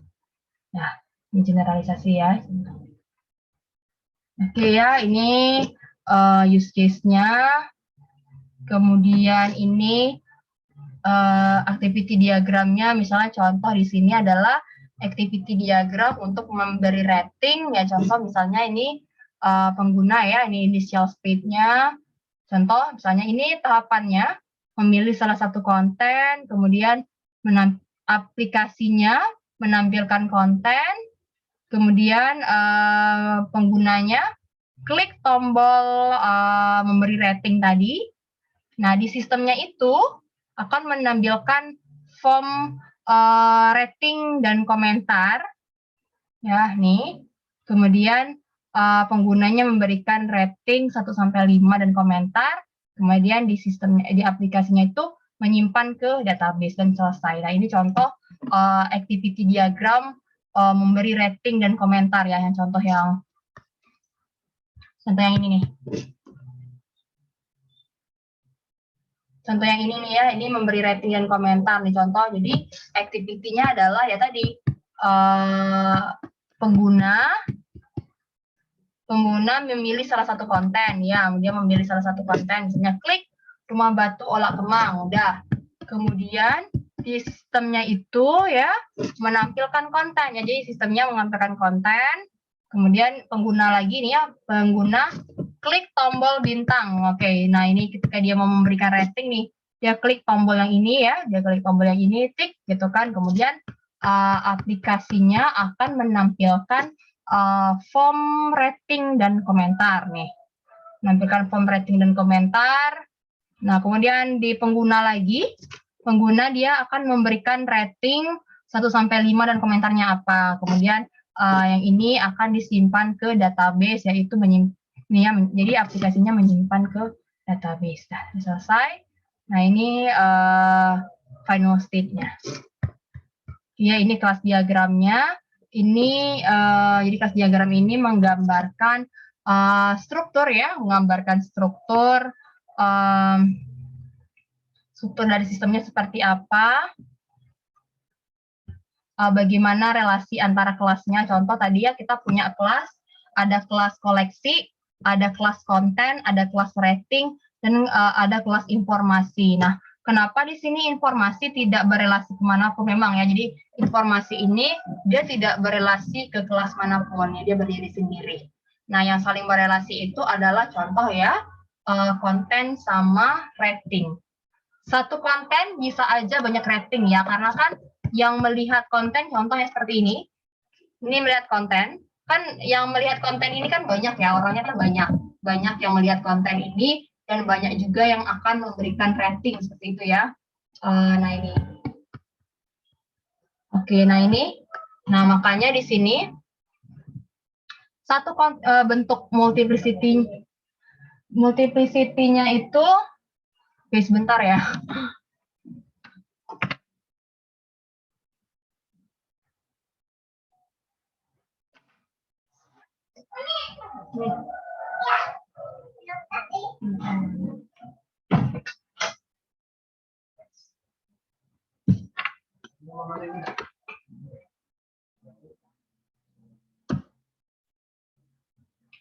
Oke ya, mohon maaf ya kalau di rumah suka begitu ya, jadi ada aja interupsinya. Oke, kita lanjutkan kembali. Ini kita menggambarkan kelas diagram ya tadi. Jadi sini ada kelasnya, ada kelas koleksi, ada konten, ada rating. Ya, jadi coba saya tampilin lagi sistemnya. Ada ini ya. Ini ada koleksi, koleksi itu contohnya ini sini ya. Koleksi itu adalah nama-nama koleksi, misalnya ada wisata alam, ada wisata batik, budaya, kuliner, dan wisata religi. Ini adalah kelas-kelas ya apa namanya nih. Ini contoh, ini ada koleksi-koleksi wisata ya, nama-nama wisata gitu ya, jenis-jenis wisata ya. Nah jadi satu wisata ini ya pasti bisa banyak isinya. Contoh kayak wisata alam kan macam-macam nih lokasinya ya, macam-macam lokasi. Wisata budaya juga macam-macam lokasi. Jadi makanya bentuk kelasnya itu ini kelas koleksi ini ya. Kelas koleksi, satu koleksi bisa banyak konten. Jadi misalnya kayak contoh wisata budaya. Di dalam koleksi wisata budaya itu kan ada macam-macam nih kontennya. Misalnya tadi contoh ya, misalnya wisata budaya dalamnya ada konten rumah batu, ada menara, ada makam pangeran. Nah itu makanya bentuk relasi multiplicity-nya di sini antara koleksi sama konten itu adalah one to many. Artinya satu koleksi bisa banyak konten ya, seperti itu. Satu koleksi bisa banyak konten. Kemudian konten, nah ini kontennya ya. Kontennya ini, satu konten ini ya bisa aja banyak orang yang memberikan rating ya, banyak orang yang memberikan rating. Nah makanya sini relasi antara kelas konten sama rating itu adalah one to many, karena satu konten bisa aja banyak ratingnya yang diberikan oleh bermacam user ya. Nah ini kelas diagramnya ya, ini atributnya. Contoh misalnya kayak koleksi, ada ID, ada nama, terus kemudian ada ikonnya. Kemudian ini adalah metodenya. Metodenya bisa ngapain aja sih? Bisa buat koleksi, bisa edit koleksi, bisa hapus koleksi. Nah ini kayak use case tadi ini. Ini use case-nya mengatur koleksi. Nah ini adalah generalisasinya ya. Generalisasinya itu sama kayak ini. Ini metodenya ya. Bisa buat koleksi, edit koleksi, hapus koleksi. Ini konten juga sama ya. Oke, nah ini kelas rating, ini atributnya ya. ID rating, komentar, sama ID konten nih. Karena dia kan saling berelasi ya. Makanya di sini ada kayak apa istilahnya kalau IRD itu foreign key-nya ya. Ini ID konten, kemudian ini metodenya adalah tambah rating. Oke, itu contoh dari kelas diagramnya ya. Oke, ini activity diagram, use case diagram, ini kelas diagramnya. Nah, ini bentuk tampilannya. Kemudian ini kuesioner ini ya. Kuesioner aja sih, bukan user acceptance testing ya, ini hanya kuesioner aja. Harusnya sih ini dilengkapi dengan user acceptance testing tadi yang contoh kita tadi ya. Mana nih contoh kita? Contohnya tadi user acceptance testing. Nah ini. Ini ya user acceptance testing. Nah ini. Ini skenario pengujiannya. Nanti kalian kan kita setelah kita mempelajari mengenai paradigma pengembangan object oriented ini, nanti kita akan belajar bagaimana sih cara pengujian ya. Nanti ada istilahnya black box testing ya. Nah itu akan kita pelajari bagaimana membuat skenario pengujian ya. Jadi pengujian itu ada istilahnya white box testing. White box testing itu kita menguji ininya, menguji programmingnya gitu. Kalau yang black box testing itu pengujian secara fungsionalnya. Lebih banyak orang melakukan pengujian black box testing ya, karena dia berfokus ke pengujian. Kalau white box testing itu dia hanya berfokus ke programmingnya, karena agak sulit ya kita melakukan pengujian terhadap programmingnya gitu kan. Oke, nanti kita akan pelajari dua-duanya. Ya, oke, silakan rekan-rekan kalau ada pertanyaan ya, silakan mengenai tadi rancang bangun dengan paradigma object oriented menggunakan ini ya metode prototyping. Silakan rekan-rekan kalau ada pertanyaan. Bu, mau nanya, Bu. Oh ya, silakan. Siapa yang namanya? Muhammad Dio, Bu. Oke, silakan. Oke, Muhammad Dio, silakan. Mau nanya tentang tugas yang waktu itu ya, Bu ya. Yang 3 apa itu diagram itu ya. Yang diagram, case sama activity. Ya. Nah, mungkin ada beberapa pertanyaan nih, Bu. Soalnya bingung bikin 3 diagram itu. Yang Oke, pertama silakan. Dulu, untuk yang kelas diagram itu, Bu. Nah, itu apa namanya? Saya kadang bingung, Bu, kalau mau menentukan metode dari tiap kelas gitu, Bu. Terus mau nentuin kelasnya juga kadang bingung gitu. Ini kelasnya apa ini? Terus metodenya gimana? Bisa di-share nggak tugasnya nih saya bikin share-nya itu multiple ya. Oke, silakan bisa di-share nggak nih? Bentar, Bu, aku coba buka cari dokumennya dulu, Bu ya. Oke.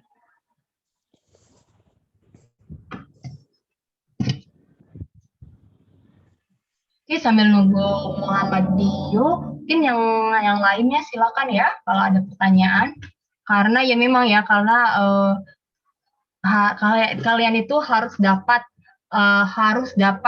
kuliah object oriented programming dulu sebelum ke RPL, itu harusnya biar nggak bingung gitu. Karena ya tadi kalau kita tidak memiliki pemahaman mengenai object oriented programming itu agak kebingungan kalau kita membangun yang namanya tadi yang kayak kelas diagram gitu kan ya. Muhammad Dio sudah dapat nggak kuliah object oriented programming? Belum, Bu. Belum ya, iya. Cuman dasarnya aja, Bu, kayak dijelasin gitu, Bu.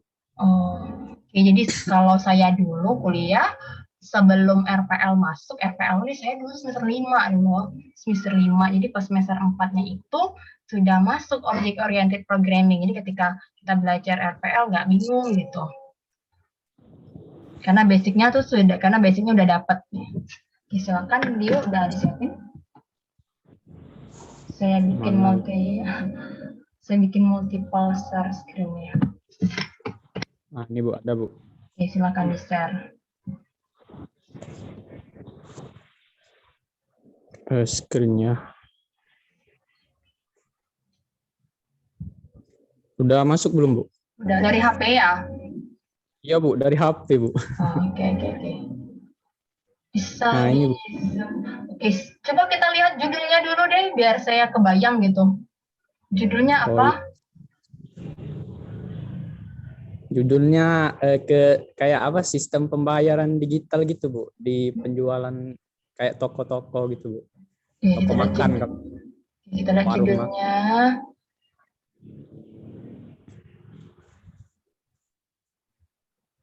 Analisis. Oke, judulnya mungkin agak diganti ya, Dio ya. Ini tidak perlu kita menyebutkan analisis sistem informasi, tapi kita kan mau bangun sistem informasi itu, jadi kita hilangin aja analisisnya, langsung aja sistem informasi penjualan di kedai Alesa gitu. Oh, langsung aja ya, Bu? Iya, nggak perlu pakai ngapain analisis gitu kan ya. Nah ya, karena kan kita mau bangun gitu. Oke, langsung aja coba kita lihat use case-nya. Bisa agak digedein ini nggak biar kelihatan sih, nggak kelihatan. Nggak kelihatan saya. Nggak kelihatan saya. Oke. Mana ya biar kelihatan. Nggak kelihatan. Gimana teman-teman yang lain, kelihatan nggak? Gimana ya, Bu ya? Nggak kelihatan saya. Sama Belum, ya. Ya, kita nggak bisa bacanya karena nggak kelihatan. Materinya gini aja kayak gini, apa kayaknya, Bu. Kenapa? Kalau jelasin langsung dari Ibu aja gitu. Menurut Ibu gimana gitu? Saya nggak, soalnya saya kan belum baca SKPL-nya ya. Karena kemarin saya mau membaca satu-satu, tapi belum banyak yang ngumpul kan. Kayaknya paling ngumpulnya semalam kan ya. Jadi semalam tuh saya belum buka. Kemarin yang saya buka tuh belum ada, masih kosong semua ya. Mungkin gini aja. Dalam satu minggu ini saya cek satu-satu ya. Nanti mungkin minggu depan kita bahas gitu. Iya, Bu. Oke ya. Jadi gimana ya? Kalau menurut Ibu gini, secara umum aja, Bu. Bila perlu soalnya gitu aja kayaknya. Jadi gini ya, Bu ya. Kalau menurut Ibu kan, misalnya kan kita kan sedang mau ngerancang sistem kan nih. Nah, kira-kira menurut Ibu apa sih tips dan trik biar kita itu mudah menganalisis sistem yang ingin kita rancang itu. Jadi misalnya kalau kita ingin buat kelas diagram, use case diagram, sama activity diagram, itu biar mudah menganalisis apa-apa aja yang kita perlu masukin di dalamnya, itu gimana, Bu? Apa-apa aja yang perlu kita buat gitu, Bu, maksudnya. Oh, oke. Kadang agak bingung gitu, mau ini bikin apa gitu kan, konsepnya apa, kelasnya apa aja gitu, Bu. Kadang bingung di situ. Oke. Oke ya, Dio, terima kasih ya, pertanyaannya bagus sekali. Mungkin namanya kita belajar, pasti banyak bingungnya ya. Kalau kita belajar banyak bingungnya, kalau kita udah pinter gitu, pasti kita masih juga bingung gitu kan ya, nggak apa-apa bingung. Oke, mungkin yang tadi contoh kasus yang sudah saya share tadi ya, bagaimana sih kita bisa menentukan yang tadi ya untuk membuat kelas diagram itu segala macam ya. Misalnya kayak contoh ini ya, tadi kita mau membangun atau ya inilah ya contoh yang paling gampangnya ya. Misalnya tadi kita mau bangun sistem informasi lembaga pelatihan kerja gitu kan, lembaga pelatihan kerja. Nah, di sini kita makanya tahapan komunikasi ya, tahapan kita melakukan analisis itu adalah tahapan yang paling lama gitu kan ya, karena ya banyak yang perlu kita pikirkan gitu kan, kita analisis itu. Contoh yang kayak gini tadi, lembaga pelatihan kerja. Nah, misalnya ketika kita lagi komunikasi sama klien kita ya, kita dapatkan informasi misalnya bagaimana sih alur yang sekarang itu seperti apa ya, anggap aja sudah kita lakukan wawancara ya, kemudian kita lakukan analisis seperti ini ya, misalnya contoh ya, misalnya kita tentukan dulu aktor kita ya, aktor kita tuh ada berapa? Aktor kita itu ada 2 misalnya ya, ada 2, yaitu masyarakat sama admin, contoh ya, masyarakat sama admin. Nah, jadi masyarakat itu bisa ngapain aja? Contoh, masyarakat itu dapat melakukan pencarian pelatihan kerja melalui form pencarian. Masyarakat itu bisa melihat daftar LPK pada halaman utama, bisa melihat detail profil. Nah, ini kan kita list gitu kan ya, apa aja sih yang sistem ini bisa lakukan. Nah, ini kita sudah list apa aja yang sistem ini dapat lakukan ya, ini kita sudah bisa membangun activity diagramnya. Nah, kita lihat ya, dari sini ya kita tahu nih, misalnya masyarakat dapat melakukan pencarian pelatihan kerja melalui form pencarian. Nah, berarti di sini kita bisa gambarkan contoh dari activity diagram atau use case diagram. Ya, misalnya kan kita tahu nih, masyarakat dapat mencari pelatihan kerja. Berarti use case-nya itu adalah mencari pelatihan kerja. Berarti kan use case itu artinya kan apa yang dapat sistem lakukan gitu. Apa yang dapat aktor lakukan di dalam sistem gitu kan ya. Nah, misalnya contoh masyarakat dapat melakukan pencarian pelatihan kerja. Nah, makanya di use case-nya ini kita lihat nih. Masyarakat bisa melihat daftar pelatihan. Kemudian masyarakat bisa melihat daftar pelatihan ya, ini tadi yang di user requirement-nya nih. Masyarakat dapat melakukan pencarian pelatihan kerja, bisa melihat daftar LPK. Nah, di sini use case-nya melihat daftar pelatihan, dapat melihat daftar LPK, dapat mencari pelatihan. Nah, ini udah jadi use case-nya. Kemudian apalagi nih user requirement-nya, misalnya LPK membuat akun pada sistem.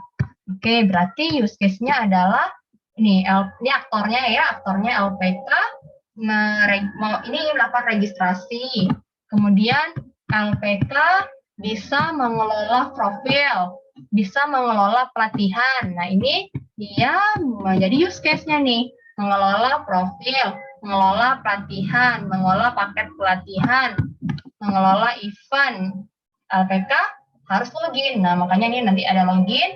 Misalnya mengelola event, include login. Artinya mengelola event ini dia harus login dulu kan. Nah, include login, mengelola paket, include loginnya seperti itu.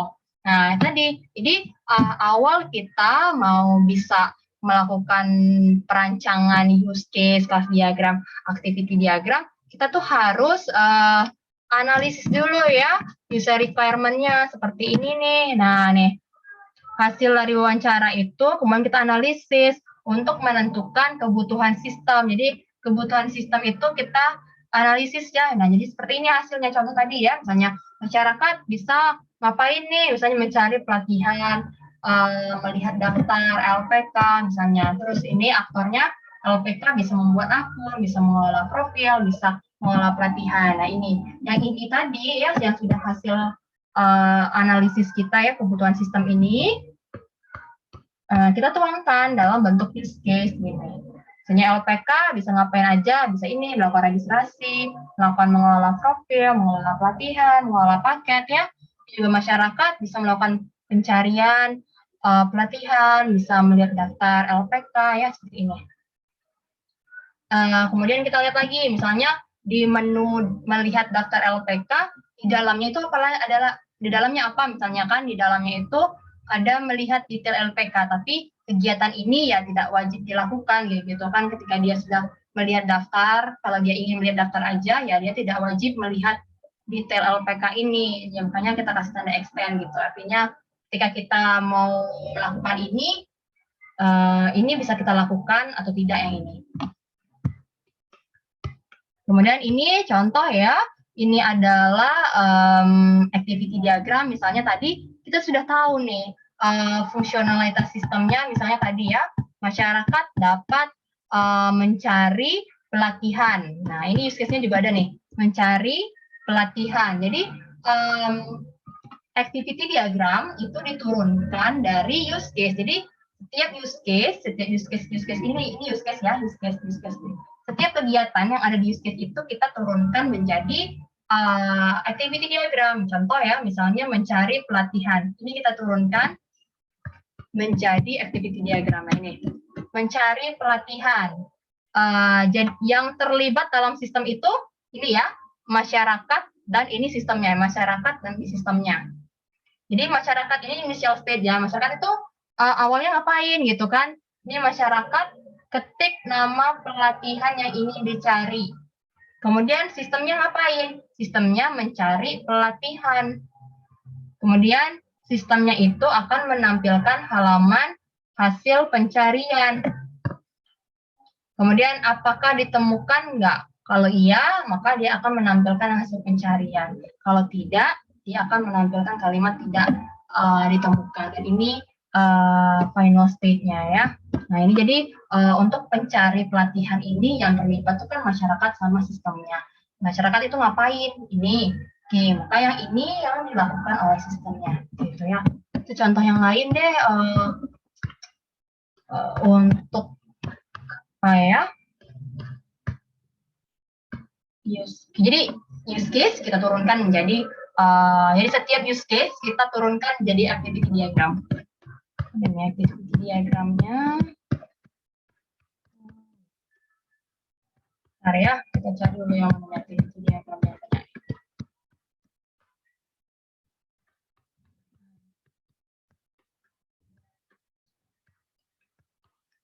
Nah ini login ya. Ini admin ya. Bukan membuat kali ya, membuka kali ya nih. Admin ya, nih admin membuka halaman login, misalnya membuka halaman login, kemudian dia memasukkan alamat email sama kata sandi. Kemudian ini ya, nah apa yang sistem lakukan? Yang sistem lakukan adalah memvalidasi login ya. Apakah dia valid? Kalau iya, maka sistem akan menampilkan hasil pencarian sih, apakah validasi login valid, maka dia nanti akan berhasil login, misalnya seperti itu ya. Kalau tidak, ya harus masukin sandi lagi, ya seperti itu ya. Apa lagi nih contoh? Ini mengelola pelatihan, misalnya adminnya ngapain dulu nih? Misalnya adminnya login, kemudian di sistemnya, sistem itu dia akan masuk ke halaman admin. Kemudian klik menu adminnya ngapain? Klik menu pelatihan. Sistemnya melakukan membuka halaman pelatihan. Seperti itulah ya. Oke, mana lagi yang agak sederhana ya? Panjang-panjang banget ini. Nah, ini misalnya contoh nih, melihat daftar LPK. Misalnya kan di halaman itu ada beberapa LPK. Kita ingin melihat daftarnya. Nah ini, masyarakat ngapain nih? Membuka halaman utama. Kemudian sistemnya menampilkan halaman utama. Kemudian masyarakatnya melihat daftar LPK. Ini kan ada ini ya, pilihan gitu. Melihat detail LPK, iya. Maka dia klik gambar dan akan memunculkan halaman detail LPK. Kalau tidak, ya udah gitu kan, dia cuma hanya melihat listnya aja seperti itu. Ini activity. Jadi setiap use case yang kalian bikin itu harus diturunkan menjadi activity diagram. Contoh tadi ya misalnya use case-nya itu adalah melihat daftar LPK, maka ada activity diagramnya itu adalah melihat daftar LPK seperti itu. Kalau untuk kelas diagram tuh ya hampir mirip aja sih sama kayak IRD, hampir mirip loh. Hampir mirip aja sama kayak IRD ya, cuman yang kita tambahkan itu adalah metodenya. Contoh ya, berarti kan di sini tuh kita memerlukan yang memerlukan login itu adalah Disnaker sama pemilik LPK itu ya. Milik LPK itu. Nah, makanya di sini ada kelas Disnaker. Ada ID, ada email, ada password. Karena dia kan perlu login nih ke dalam sistem.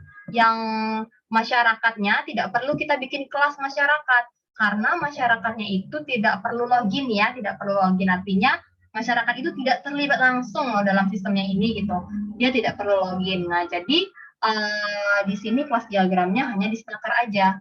Nih, ada ID, email, password, dan ini metodenya Disnaker tuh bisa ngapain? Bisa login. Ya udah, berarti di sini metodenya adalah login Disnaker.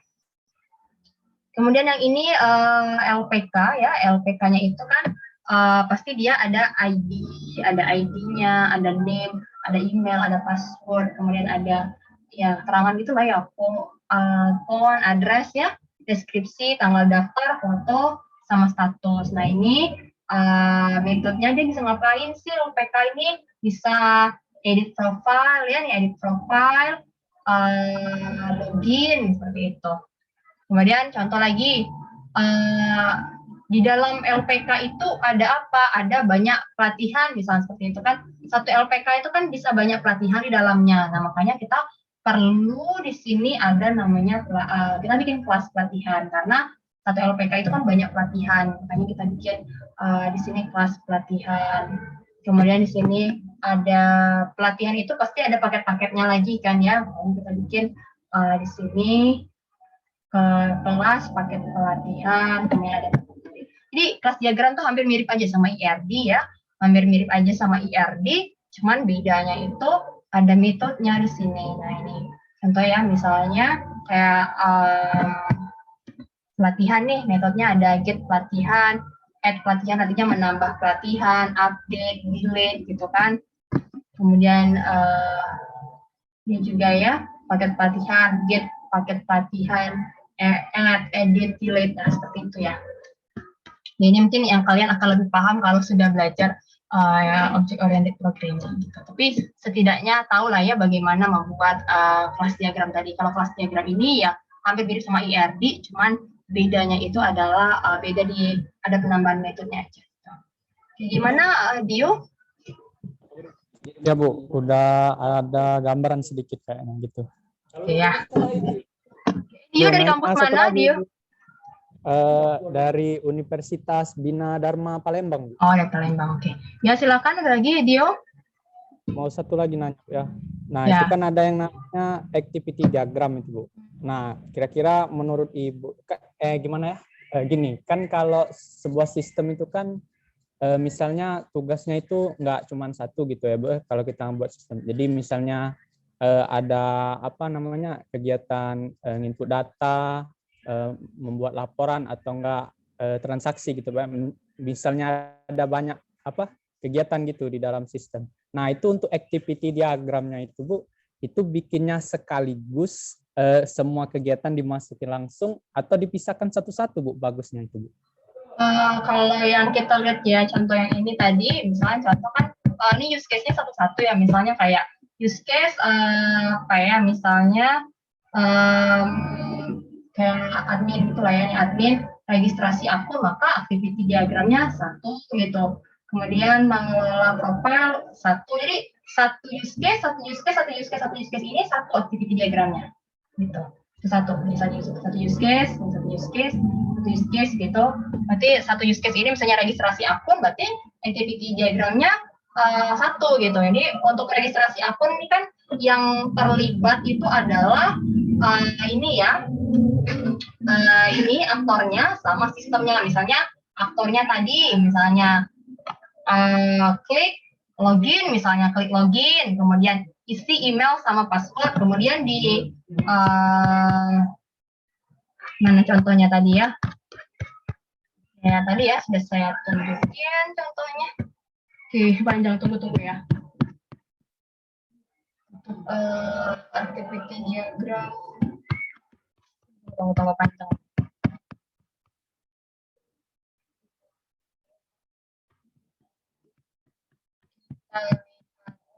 Login.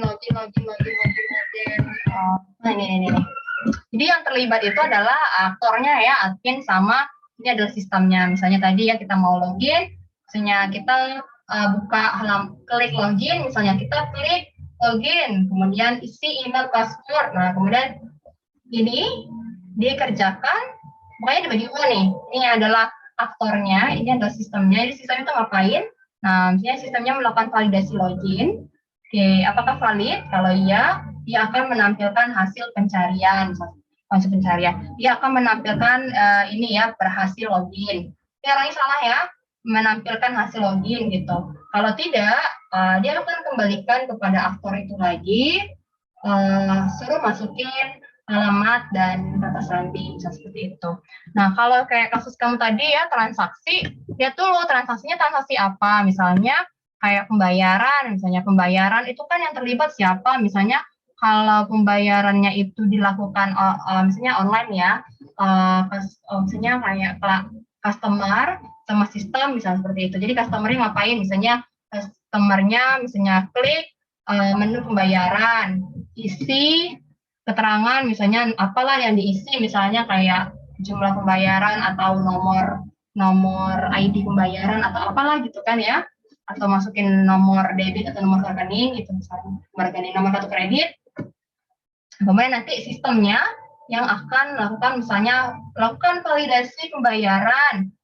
Kalau valid akan menampilkan pembayaran sukses, cetak apa namanya, cetak ini ya, cetak bukti pembayaran. Kalau tidak, nanti suruh ke sini lagi dia, misalnya masukkan nomor kartu kredit atau nomor debit yang benar, seperti itu. Gimana Dio? Oh, jadi baiknya itu dipisah aja, Bu, gitu ya, Bu? Iya, Bagus, Bu. nah, jadi satu use case, satu activity diagram, satu kegiatan use case, satu activity diagramnya. Kalau misalnya mau digabung juga itu bisa nggak, Bu? Atau kurang bagus, Bu? Orang bingung nanti kalau digabung gitu, makanya satu use case ya, sebaiknya satu use case, satu kegiatan itu satu activity diagramnya, biar kelihatan alurnya. Kalau digabung bingung orang. Oh gitu ya, Bu. Itu nggak apa-apa ya, Bu? Biar banyak jadi activity diagramnya karena satu-satu tadi. Nggak masalah itu ya, Bu? Nggak masalah. Jadi tujuan kita membuat yang tadi ya, kenapa sih dalam pembangunan sistem itu kita perlu yang membangunnya kayak use case, kayak activity diagram, itu supaya memudahkan programmer nanti. Misalnya kayak tadi ya, alur kita login tuh kayak mana gitu. Jadi dia sudah tahu, misalnya dia klik login, maka nanti dia lebih mudah dia melakukan programmingnya seperti itu, ketimbang kita campur semua activity diagramnya. Oh, baik, Bu. Kalau begitu, Bu. Terima kasih banyak, Bu. Oke ya, rekan-rekan, mudah-mudahan ya melalui pertanyaan dari Muhammad Dio ini yang lainnya juga adalah yang sedikit paham gitu kan ya. Oke, nah berhubung waktu kita sudah pukul 12 ya, waktu kita sudah habis. Jadi tolong rekan-rekan sekiranya SKPL-nya masih perlu diperbaiki, silakan diperbaiki ya. Sekiranya perlu diperbaiki, silakan perbaiki. Waktunya saya tambahkan lagi beberapa hari kalau seandainya perlu diperbaiki. Kalau tidak perlu ya nggak usah disubmit ulang. Misalnya kalau ada yang mau perlu diperbaiki, silakan disubmit ulang ya. Nanti akan saya tambahkan waktunya akan saya tambahkan lagi ya, seperti itu ya. Oke, kita cukupkan kuliah kita hari ini ya. Mudah-mudahan ada manfaatnya ya kuliah kita hari ini. Tolong dipelajari kembali ya, diulas-ulas kembali materinya ya. Insya Allah minggu depan kita bertemu lagi di materi mengenai desain interface ya. Oke, saya tutup. Assalamualaikum warahmatullahi wabarakatuh. Waalaikumsalam warahmatullahi wabarakatuh.